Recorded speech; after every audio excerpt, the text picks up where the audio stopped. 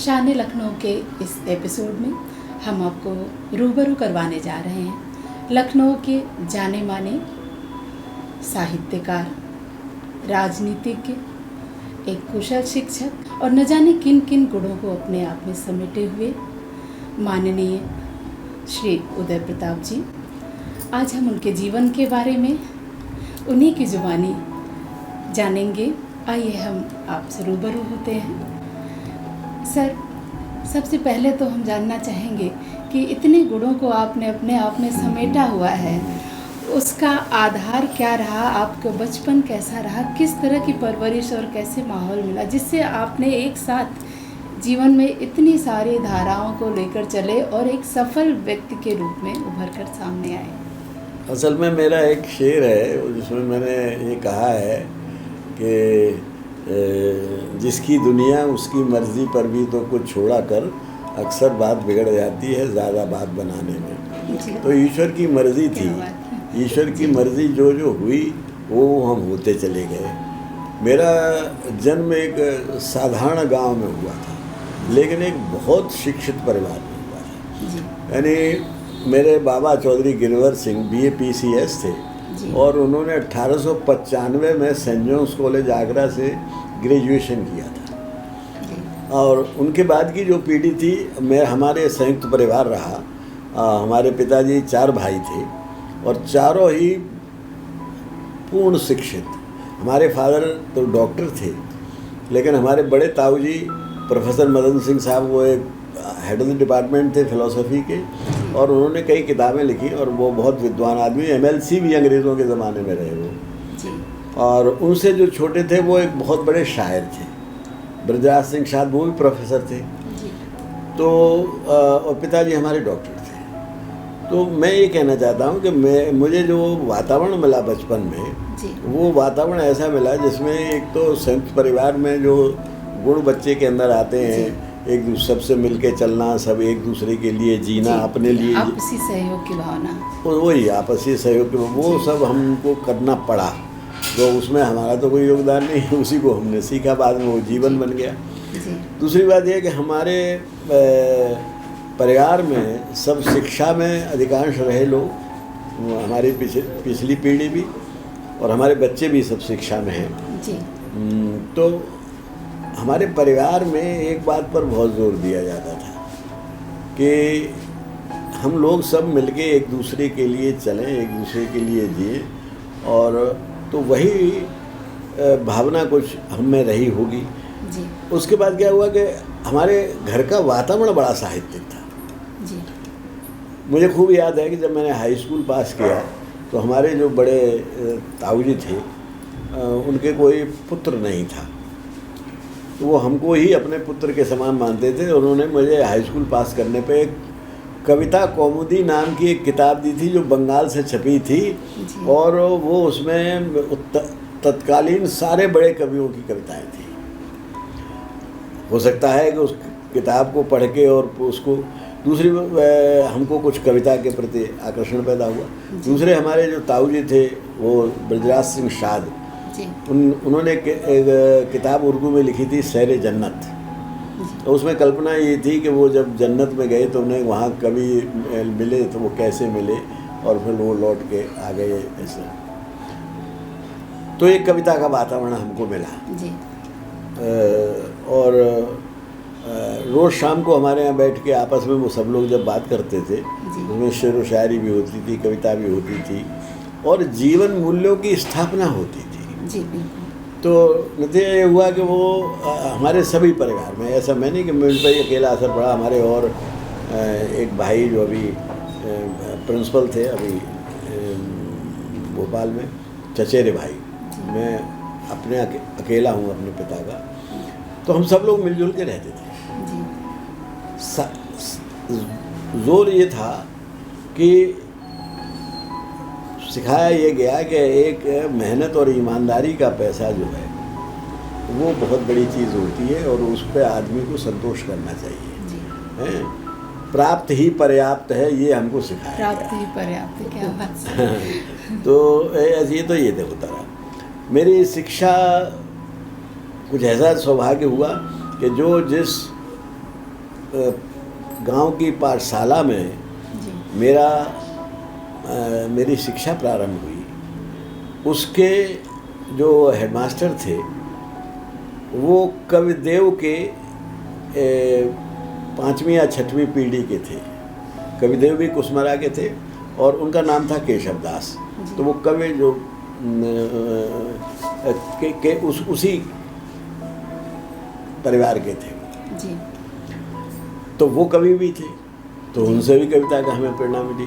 जी फिर बाद में एक जो उदी के बहुत बड़े कवि हुए हैं शिशपाल सिंह शिशु, जी वो बहुत बड़े कवि हुए हैं। उनके अगर हम छंद सुन लें, आपको सुना दें तो आप चमत्कृत हो जाएं, ऐसे छंद उन्होंने लिखे। सर अगर हाँ देखिए, जैसे उनका ये बहुत होती है ना, साकार और निराकार ब्रह्म की वो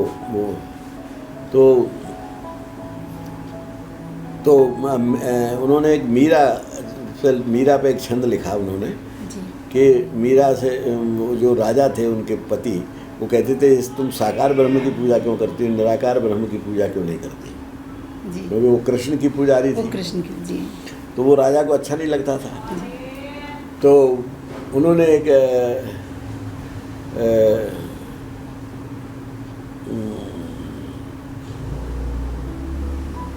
उनका छंद यार उनका छंद है, वो मुझे इस वक्त याद नहीं आ रहा। उसमें उन्होंने कहा है कि साकार और निराकार में खांड और खांड के खिलौने में न भेद कुछ, फिर भी खिलौना कुछ मन हरता ही है। अगर बच्चे को सामने खांड और खांड का खिलौना रख दिया जाए तो बच्चा खिलौना उठाएगा। उठाएगा जी। तो निराकार ब्रह्म को की जगह साकार ब्रह्म के प्रति आकर्षण ज़्यादा आकर्षण होता ज़्यादा, है। ये सत्य है, ये बिल्कुल, जी। तो मेरे जो मेरे संपर्क में जो लोग रहे वो इस प्रकार रहे, तो मुझे कवि तो बनना था। जी। वो तो मेरा भवतव्य ही था, जी प्रारब्ध कहिए, वो कविता तो। सर किस अवस्था से आपने लेखन कार्य आरंभ हाँ, किया? ये प्रश्न और बहुत महत्वपूर्ण एक है। और जानना चाहेंगे कि इसके पीछे प्रेरणा, मुख्य रूप से हर कवि के पीछे या साहित्यकार के पीछे एक कोई प्रेरणा होती है, तो आपके लिए वो कौन रहा? ये देखिए, हमारे मैंने बताया जैसे घर का वातावरण जो था वो बड़ा जी। काव्यमय था। जी हमें कविता जब पढ़ते हैं आप, तो आपको कोशिश करते हैं कि भाई हमें भी ऐसी लिखनी चाहिए। तो जी। मैंने कविता बहुत बचपन से लिखना शुरू कर दिया। अच्छा और बचपन की अब कविताएं हम तो याद नहीं, लेकिन मुझे एक घटना ये याद है कि जब मैं इंटरमीडिएट में पढ़ रहा था तो एक ऐसी कविता हमसे लिख गई और एक ऐसा काम हो गया, कविता तो नहीं, जी जो जिसने हमारी पहचान भी बनाई कवि के रूप में, विद्यार्थियों में भी, अध्यापकों में भी और भी क्षेत्र में भी। ऐसा था कि हमारे एक अंग्रेज़ी के प्रोफेसर थे योगेंद्र पाल साहब, उन्होंने हमें कीट्स की एक पोएम थी ला बेल डेमसेंस मर्सी, तो उसकी पैराफ्रेजिंग करने के लिए हमको सब लोगों को कहा। हम अपने खेल कूद में मस्त रहे, नहीं कर पाए, वो बड़े नाराज़ हुए। तो कहा कि तुम तब तक क्लास में नहीं आओगे जब तक पैराफ्रेजिंग नहीं करके आओगे हिंदी में इसकी। जी तो मैंने उसका क्या किया कि उसी जो छंद है वो, उसी छंद में मैंने उसका हिंदी में अनुवाद कर दिया। क्या बात है। यानी वही मीटर अंग्रेज़ी वाला जो आयम्बिक पेंटामीटर था उसका, जी What can ail the night at arm so lone and palely lotting the says as the Shazam Lake no word sing। तो मैंने उसका कहा, क्या तुमको दुख देता सैनिक क्यों खोए से क्यों हो उदास पक्षी का कलरव बंद हुआ सूखी झीलों की हरी घास। पूरी कविता मुझे याद है, पूरे इतना समय नहीं है कि मैं आपको सुनाऊँ। उसमें एक याद है कि वो मिली मुझे, she met me in the mead full beautiful like a fairy child, her hair was long, her eyes hair was long, her foot was light, her eyes were wild. मैंने उसका अनुवाद किया था। वो मिली मुझे थी खेतों में परियों के शुशी आँखें थी, ते केश पड़े और पद कोमल बेरहम बहुत ही आँखें थी। जब मैं वो लेके गया उनके, तो उन्होंने कहा ये तुमने लिखा है? मैंने कहा सर हम नहीं लिखा है, कि ये हम मान नहीं सकते। तो कहा अच्छा पूरा करके लाओगे तुम, अगर तुमने लिखा कहते हैं पूत के पाँव पालने तो में। हमने वहाँ से पहले उसको बचपन करके से ही हमने दिखाई दे गए। जो भी है वो हमने फिर उसकी पूरा किया। फिर उन्होंने हमारे पिताजी से कहा कि अब इनको कवि बनने से कोई रोक नहीं सकता जी। ये कवि बन के रहेंगे। अब आप इन पर कवि, क्योंकि हमारे पिताजी अक्सर इस बात को कहते थे कि कविता पे टाइम बर्बाद मत करो, पढ़ने में लगाओ। बल्कि मुझे एक घटना याद है कि मेरा पहली बार जब मुझे मथुरा रेडियो पे मैं पढ़ता था या क्या था, मथुरा रेडियो पर मुझे कार्यक्रम मिला कवि के रूप में जी। तो मैंने बड़े डरते डरते पिताजी से कहा, मैंने पिताजी मैं मथुरा रेडियो में हमारा रिकॉर्डिंग होगी। तब ये रिकॉर्डिंग वगैरह नहीं होती थी, सीधा रिले होते, लाइव रिले होता जी। तो पिताजी ने बड़े टेढ़ी आंखों से कहा कि संभल के जाना, ये करके और ऐसा कुछ कहा कि हमको अच्छा नहीं लगा, हमने कि ये खुशी नहीं हुई। खैर हम वहाँ गए, जब हम लौट के आए तो हमारी माताजी ने बताया कि उन्होंने बैटरी का रेडियो इसलिए मंगवा के रखा था कि कहीं बिजली चली जाए तो वो सुनते रहे जी। तो मन में वो भी प्रसन्न होते थे जी। तो इस तरह से हमारा जो हमको नीचे से प्रोत्साहन मिला घर से जी, उसमें हम अच्छा। और कविता जो है वो हमें जो काव्य कौमुदी में हमने जिन लोगों को पढ़ाया, शिशु जी का पढ़ाया, दिनकर जी को पढ़ा, तो उसमें एक बात समझ में आई कि बड़ी कविता वही जो विश्व को सुंदर बनाती है। कवि जो है वो एक बड़ा विचित्र बात है कि मैंने सब भाषाओं में कविता की परिभाषा जो लिखी पढ़ी जी, वो ऐसा लगता है कि कविता केवल रोना पीटना है। जैसे मैथिलीशन जी ने लिख दिया कि वियोगी होगा पहला कवि, आज से उपजा होगा गान, तभी नैनों से बह चुपचाप कढ़ी, तभी नैनों से कर चुपचाप बही होगी कविता अनजान। अंग्रेजी में एक कवि ने लिखा कि we look before and after and pine for but is not our sweetest songs are that tell of saddest thought. इसका बाद सैडेस्ट थॉट ही कविता है। फिर तीसरी बात वो कि उर्दू ने किसी शायर ने कहा कि शायरी के लिए दिल में दर्द पैदा कर। मेरी कविता जो है इत्तेफाक से कभी भी न तो दर्द से जुड़ी रही, न आंसू से जुड़ी रही।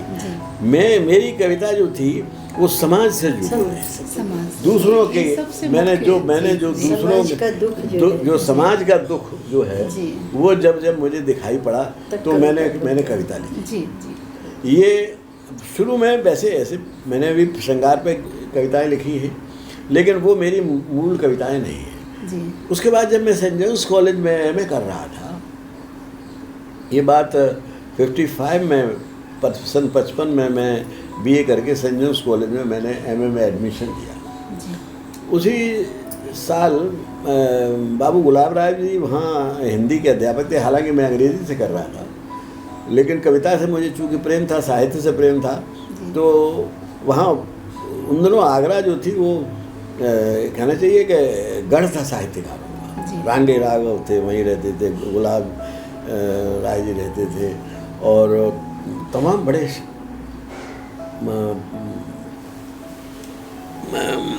पद्मकांत शर्मा, कमलेश और घनश्याम अस्थाना, सोम ठाकुर, जगत प्रकाश चतुर्वेदी, तमाम बड़े बड़े साहित्यकार वहाँ थे और सबसे हमारा परिचय। तो बाबूजी गुलाब राय एमए जी के लिखा उनको कहते थे, बाबू गुलाब राय जी के पास जब हम एक दिन गए तो उन्होंने एक दिन देखा था कि कुछ लड़के, एक छोटी सी गोष्ठी थी उसमें वो भी थे, तो कुछ लड़के हम पर जोर डाल रहे थे कि श्रृंगार की कविता पढ़ो जी। तो उनके कहने से हमने एक आज श्रृंगार की कविता पढ़ दी। तो उन्होंने जब हम मिलने गए तो उन्होंने कहा कि श्रृंगार की कविता कोई कविता नहीं होती, कविता वो होती है जो दिनकर जी ने कहा कि वो बड़ी कविता वही जो विश्व को सुंदर बनाती है। कोई भी साहित्य का, उपन्यासकार भी, कहानीकार भी, मुंशी प्रेमचंद ने जितनी कहानी लिखी है वो समाज के लिए एक प्रेरणा है, आईना है, समाज कैसा बने, समाज की विद्रूपता, विसंगतियाँ और विषमताएँ जब हम लिखेंगे और उन्हें दूर करेंगे तो समाज सुंदर बनेगा बिल्कुल। तो ये हमारे मन में उन्होंने किसी तरह से हमारे अच्छा, आदमी जितना किसी के पढ़ाने से नहीं सीखता, जितना अपने वातावरण में जो कुछ हो रहा है उससे सीखता। तो जब हमने पढ़ा तो हमें लगा कि साहित्य वही है जो सबका हित करे जी।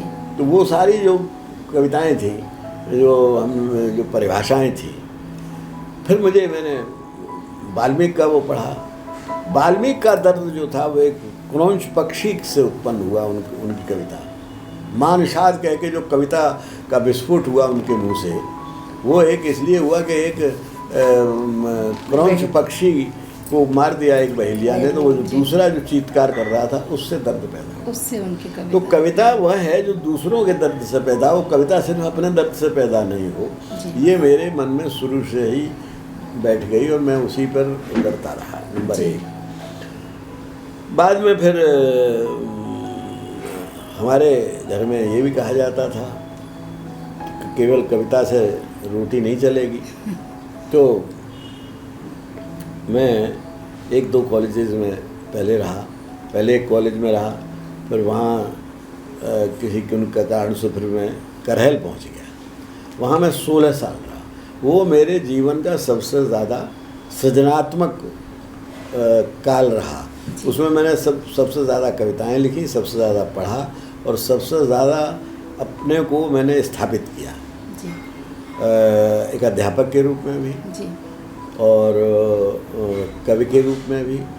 और मेरे तमाम छात्र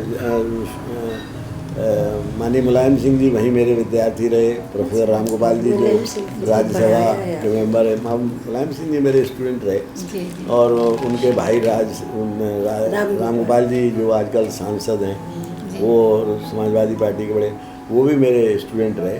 और कई एक जज हैं और ये ऐसे जो हुए, तो ये मुझे लगता है कि मैंने ये इन लोगों को जो बने हैं ये लोग, वो बड़ा काम है जी। फिर उसके बाद मैं एनसीसी अफसर हुआ, फिर प्रिंसिपल हो गया जी। अब बल्कि जब मैं प्रिंसिपल हुआ तभी मुझे टेरिटोरियल आर्मी में एक, क्योंकि मैं एनसीसी का कैप्टन था, कमीशन अफसर था जी। तो मुझे टेरिटोरियल आर्मी में भी अफसर मिला। तो मेरे पिताजी ने साफ साफ कहा कि तुम्हारी वहाँ कविता नहीं चल पाएगी और तुम हमसे भी दूर हो जाओगे, तो वो छोड़ो, तुम प्रिंसिपल से कर लो जी। खैर हम प्रिंसिपल हो गए तो तब पता चला कि अध्यापक की नौकरी बहुत अच्छी होती, प्रिंसिपल की नौकरी उतनी अच्छी नहीं होती कविता की दृष्टि से। जिम्मेदारी ज़्यादा है कविता के लिए समय में। क्योंकि जो लेक्चरर होता है वो 8 घंटे का है, जब कॉलेज में है तब तक कल नौकर है, लेकिन प्रिंसिपल तो रात को 11 बजे भी सूचना आ रही है कल कोई टीचर नहीं आएगा तो उसका इंतज़ाम करना है, कल कहीं बिजली चलेगी, क्या हुआ क्या हो गया, गाड़ी बनाए। लेकिन वो उसका भी हमने बहुत अच्छा निर्वहन किया। नकल सर, इसके साथ साथ आपके जीवन में एक कुशल राजनीतिज्ञ के रूप में भी आपका जीवन एकदम उभर के आया। वो बता मैं पहली बार मैं अध्यापक के रूप में मैंने एक काम बड़ा किया। जो बड़ा क्या किया, वो मैं जिस कॉलेज में था पहले लेक्चरर था, वहाँ नकल नहीं होती थी, जबकि नकल आसपास होती थी।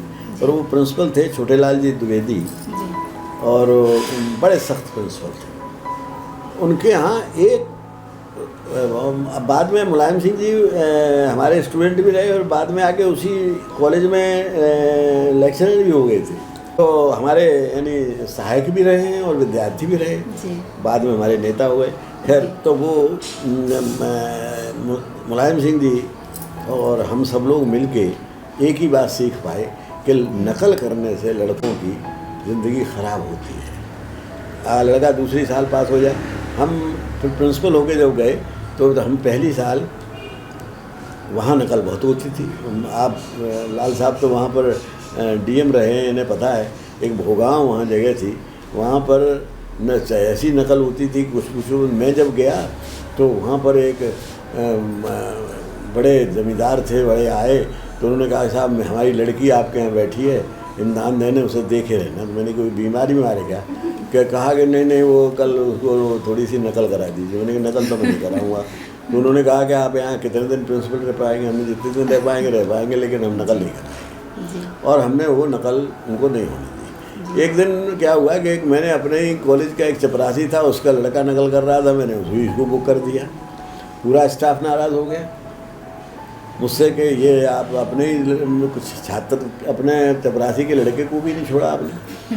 तो मैंने कहा मैं अगर उसे छोड़ देता तो और लोगों के कहते कि ये इसको करते हैं इसको नहीं करते। मैंने वो अध्यापक जो है वो निर्भीक होना चाहिए और वो अन्याय नहीं उसे करना चाहिए, किसी दबाव में दबाव में नहीं करना चाहिए। इसलिए मैंने कि मैं कर दिया सो कर दिया, पर मैं इसका संशोधन करूँगा।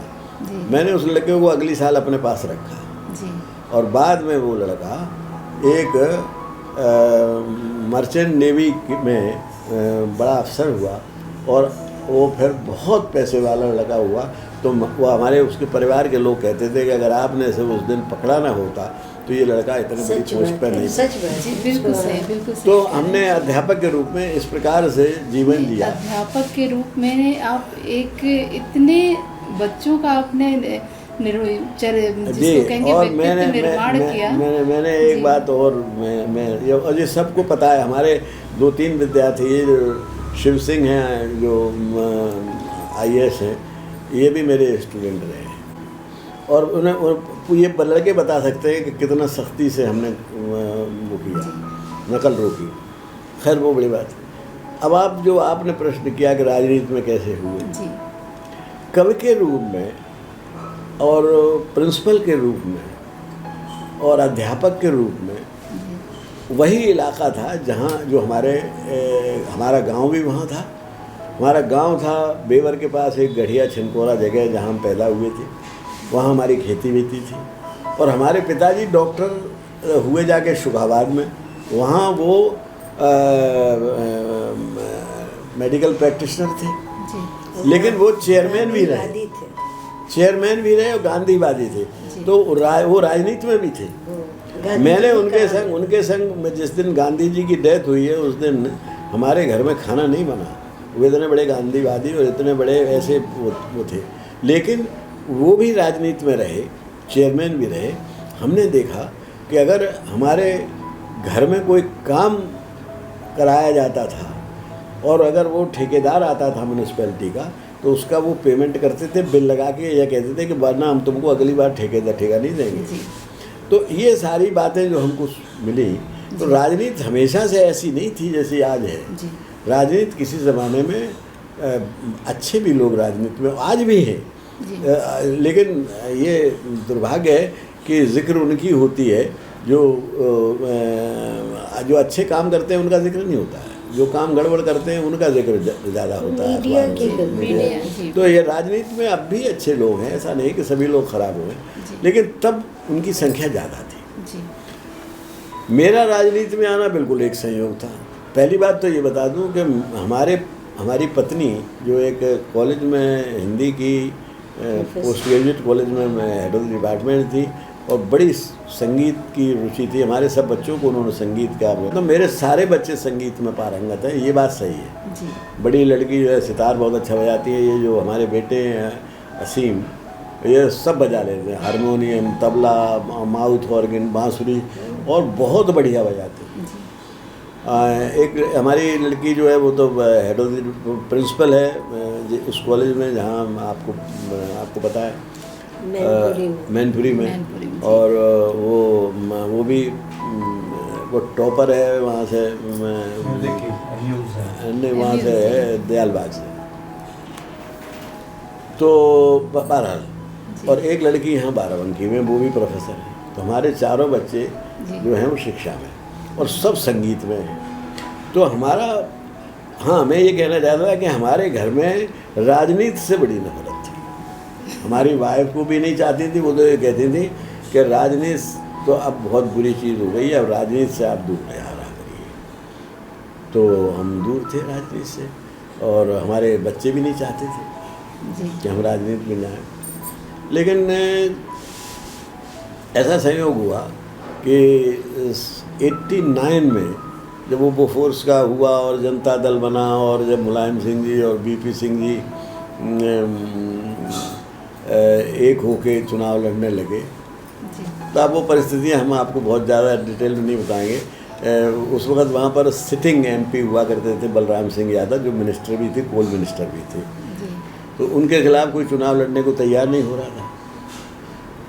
हमारी पार्टी क्या, ये जनता दल से और ये मुलायम सिंह जी की पार्टी जी। से। एक दिन मुलायम सिंह जी ने हमसे कहा कि आप बहुत पॉपुलर हैं इस क्षेत्र में। मैं उसका मतलब नहीं समझा। मैंने कहा हाँ साहब, कविता लिखते हैं तो पॉपुलर हैं तो लोग जानते हैं हमको। एक दिन हमने अखबार में देखा कि एक उसमें लिखा हुआ कि उदय प्रताप सिंह को मैनपुरी से उसकी संसद की टिकट दे दी गई। जी। तो उस वक़्त एक ऊसरा हर जगह थी, वहाँ के एक राजा थे, उनका भी नाम उदय प्रताप सिंह था, जी। और वो लोहिया जी के बड़े नज़दीक थे। तो मैंने सोचा कि ये उन्हीं का होगा। अच्छा, आपको तब भी नहीं पता था हाँ, कि मैं आपके बारे में ही हम निकला बैठे हुए हुआ। थे, अपने एक मित्र थे उनके पास। तो उन्होंने कहा कि यार तुम्हारा नाम निकला उसमें। हमने वो हम नहीं है, वो उनका है। फिर मैं जब घर आया तो हमारे बेटे ने कहा कि मुलायम सिंह जी का फ़ोन आया था कि उनसे कहना को कि जाए नहीं कहीं, नॉमिनेशन पेपर उन्हें फाइल करना 23 तारीख को। ओहो, तब हमको अब लोग आप क्या कहें। तो फिर एक हमारे बहनोई थे, वो एमएलए थे, उनको उन्होंने भेजा और ये कहा कि उनसे कुछ समझाओ जाके कि वो मना न कर दें कहीं, क्योंकि उनका कुछ ठिकाना नहीं कि वो ये कह देंगे हम नहीं लड़ेंगे। तो वो हमारे बहनोई थे, बलवीर सिंह जी उनका नाम था, वही फरीदा के रहने वाले थे, एमएलए भी थे, आपने उनको जानते होंगे। तो वो आए हमारे पास तो उन्होंने कहा कि अब ये मत करो, जब सब लोग बीपी सिंह और मुलायम सिंह जी ने टिकट मिल के दी है, तुम्हारे हारने का तो कोई सवाल नहीं। अच्छी खासी बैठे बैठाई तुमको ये मिल रही है तुमको क्यों गड़बड़ कर रहे। तो हम चुनाव लड़ गए, जी। और वो ऐसी हवा थी उस वक़्त कि उस वक़्त तो किसी को नॉन पॉलिटिकल आदमी को भी अगर टिकट मिल जाती तो वो जीत जाता। हम चुनाव जीत गए जी। और चुनाव बहुत वोटों से जीते।